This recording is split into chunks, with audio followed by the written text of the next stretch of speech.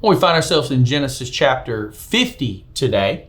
And I just want to look at a couple of verses, just verses 1 through 3. It says, Joseph threw himself on his father and wept over him and kissed him. Then Joseph told the physicians who served him to embalm his father's body. So Jacob was embalmed. The embalming process took the usual 40 days, and the Egyptians mourned his death for 70 days. So this is a really dramatic scene. Remember, all the kids are in the room. All the sons are there. And he's pronounced these things. The Bible says he pulled his feet up into the bed and he died.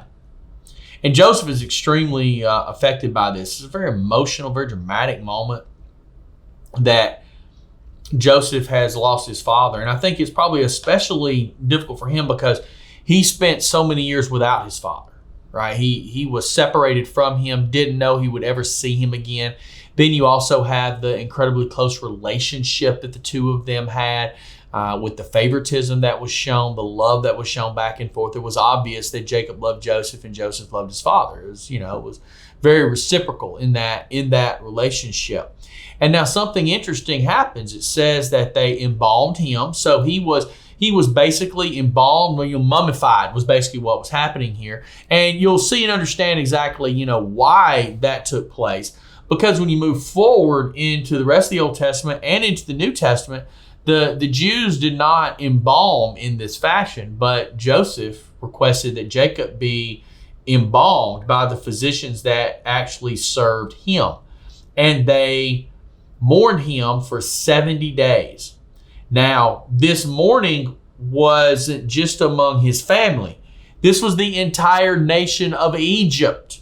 This would have been a command coming down from Pharaoh to mourn the father of the great man Joseph that had saved the nation of Egypt.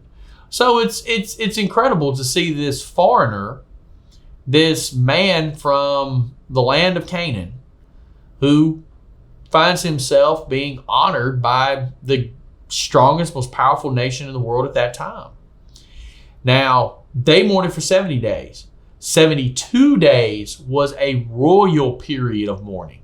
So they put him right under the death of a Pharaoh. It speaks very well. He was a greatly honored man because of his son. And so it just kind of shows that Pharaoh really appreciated Joseph and respected him.